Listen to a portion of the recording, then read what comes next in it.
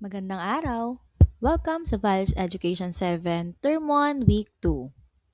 Ang tatalakayin natin ngayon ay ang gamit ng isip at kilos-loob sa sariling pagpapasya. Para sa pamantayang pangnilalaman, natututuhan ng mag-aaral ang pag-unawa sa gamit ng isip at kilos-loob sa sariling pagpapasya at pagkilos. Para sa pamantayan sa pagganap, na isasagawa ng mag-aaral ang wastong gamit ng isip at kilos-loob sa mga sariling pagpapasya at pagkilos alinsunod sa katotohanan at kabutihan upang malinang ang maingat na paghuhusga.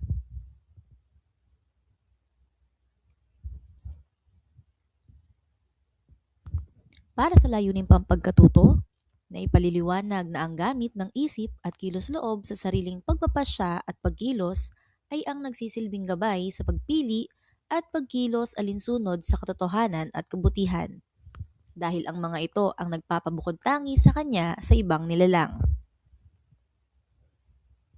At para sa linanging pagpapahalaga, narito ang maingat na paghusga o prudence.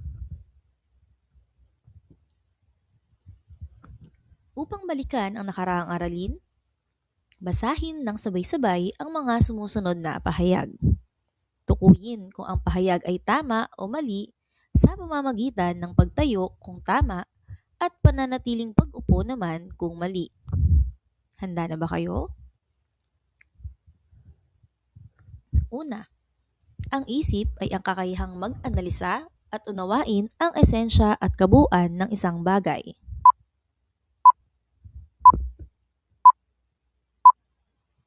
Pangalawa, ang kilos-loob ay ang kakayahan ng tao na makatwiran na magkaroon ng kagustuhang umayon sa mabuti at iwasan ang masama.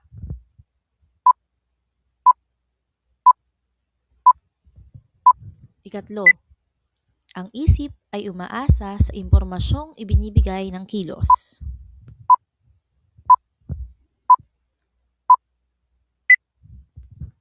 Pang-apat, ang isip at kilos-loob ay kailangang sanayin at linangin upang magampanan ng mga ito ang kani-kaniyang layunin.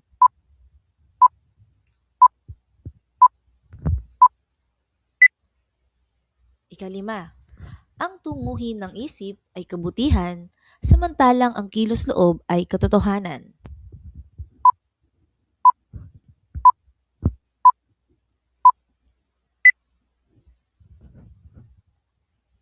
Ayon kay Santo Tomas de Aquino, ang kilos-loob ay isang makatwirang pagkagusto o rational appetency, dahil ito ay isang fakultad na nalulugod sa mabuti at umiiwas sa masama. Ito ay nakasalalay sa ibinibigay na impormasyon ng isip. Sa makatwid, naimpluwensyahan ng isip ang kilos-loob. Dahil sa kilos-loob, maaaring piliin ng tao na gumawa ng mabuti. Ano ba ang gamit ng isip at kilos-loob sa sariling pagpapasya?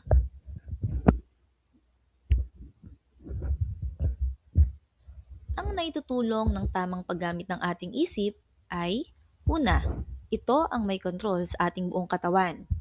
Ang kakayahang mag-isip, magpasya, at magdesisyon para sa ating buhay. Ang ating isip rin ang kumokontrol sa lahat ng ating pagpapasya at pagdedesisyon. Ito ang gumagabay sa atin para mag-isip ng mga bagay kung ito ba ay tama at mali.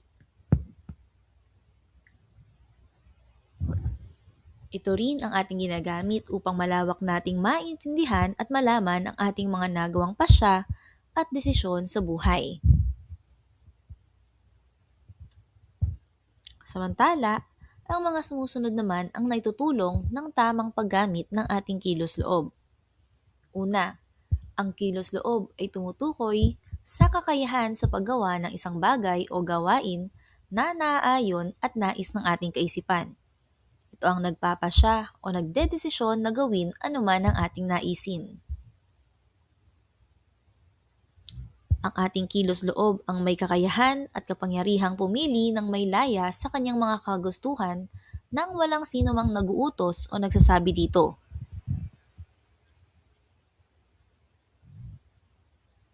Ang kilos loob ang gumagabay sa atin para mag-isip ng mga bagay at gawain kung ito ba ay tama at mali. Ang kilos loob ang ating ginagamit upang malawak nating maintindihan at malaman ang ating mga nagawang pasya at desisyon sa buhay. Ang kilos loob din ang gagabay sa atin sa mga tamang desisyong makakapagpasaya sa atin at makapagpapaintindi sa atin na tama ang ating mga ginagawa at gagawin. Ang gamit ng ating isip at kilos loob ay nakakatulong sa atin dahil ginagamit natin ito upang magkaroon tayo ng kasiguraduhan na tama at angkop ang mga gagawin nating desisyon at aksyon sa pamamagitan ng masusing pagsusuri at pagpapasya upang hindi natin ito pagsisihan sa huli. Sa paggamit ng ating isip at kilos loob, kailangang may disiplina at tiwala tayo sa ating sarili upang masigurado natin na tama ang ating ikikilos at gagawin. Isa pa, dapat marunong rin tayong magkontrol ng ating mga emosyon at nararamdaman. Kaya bago natin gawin ang isang bagay, dapat determinado tayo upang makatulong ito sa ating pag-unlad bilang isang tao. Ang gamit ng isip at kilos-loob sa sariling pagpapasya at pagkilos ay nagsisilbing gabay sa pagpili at pagkilos alinsunod sa katotohanan at kabutihan. Ang isip at kilos-loob ng tao ang nagpapabukod tangi sa kanya sa ibang nilalang. Para sa ating gawain, ito ay may titulong Happy or Sad.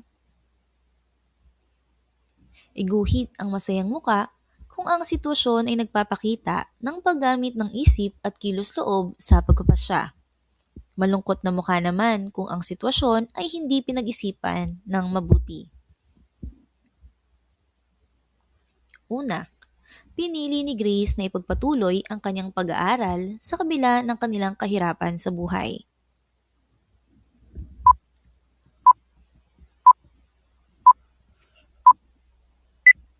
Ipinapasa ni Grace sa iba ang natatanggap na forwarded na mensahe sa cellphone patungkol sa nangyayaring banggaan ng sasakyan.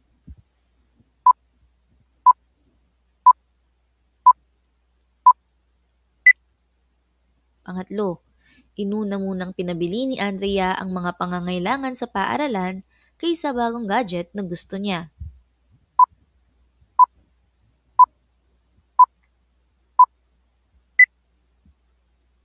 Pang-apat, kinuha ni Mark ang cellphone ng kaklase upang ibenta at nang may ipambili ng gamot ang kapatid niyang may sakit na nasa ospital.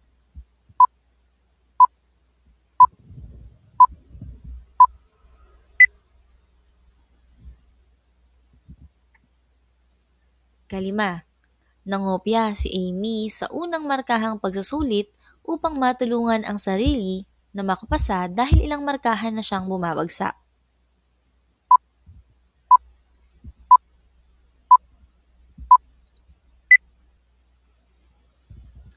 Para sa mga pamprosesong tanong, una, mahirap o madali ba ang gawain para sa iyo? Ipaliwanag ang iyong sagot.